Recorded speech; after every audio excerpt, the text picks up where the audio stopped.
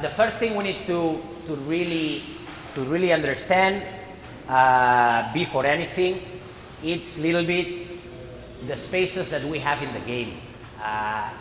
And the spaces, obviously, this is an example of 11 aside. I know that many of you'll be with 7 aside or 9 aside, but that's the first idea, no? The spaces, and to try to correlate those spaces with the intention that we have. So if I ask you the question, the open one, what's the target of the game? Probably all of you are going to answer it's to score a goal. Yes, it's to score a goal, because if we score more goals than the other team, we win the game. If we start with this logic, where we want the ball to be able to score a goal? Ideally, many of you're going to tell, well, if we can shoot from inside the box without any opposing player, probably we're going to score. Ideally without goalkeeper, that's not going to happen, but if we can just shoot 1v0, or 1 against goalkeeper, that would be something that increases our chances to score. So probably what we want is to have the ball, or to get the ball in the space behind the backline. I know that the space behind the backline sometimes is big, especially if the opposing team is in our own half. If the opposing team, yellows in the image, is in our own half, there's plenty of space behind the backline to exploit.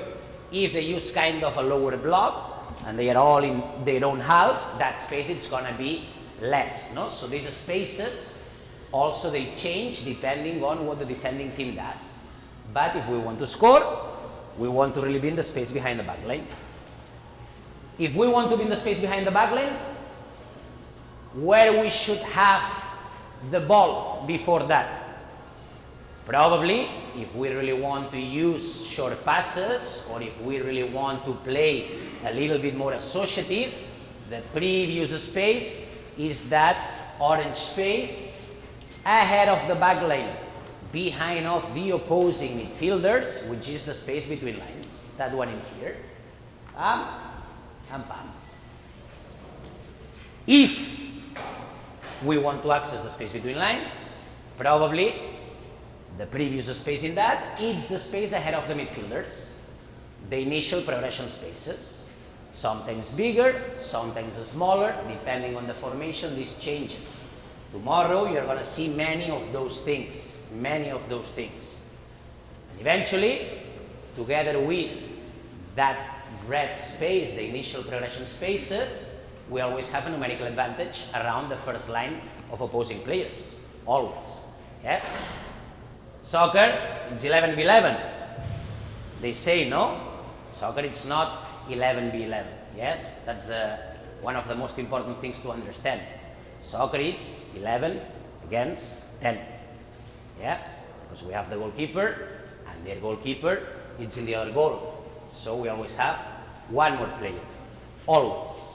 In all situations. There's no way in which the game is always under equality, because that guy, it's not going anywhere. Or not yet. Maybe in the future, no? The goalkeeper also goes to press and really make equal numbers.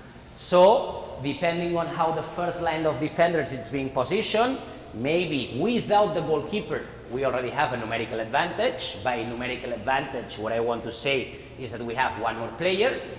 Other times, our only one free player, it's just the goalkeeper. Safe spaces, why they are safe? Because apparently we shouldn't lose the ball having one more player.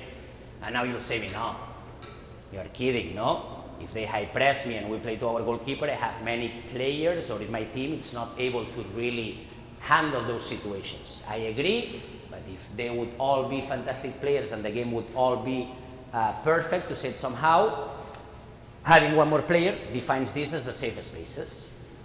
So that's the first thing. Spaces in the game, generally talking. Those spaces change a lot. For example, in this picture you already have the yellows being with 4-2-3-1. 4-2-3-1, they have one striker up front, they have a number 10, but they are not really pressing the center backs. The yellows, they are not really pressing the center backs.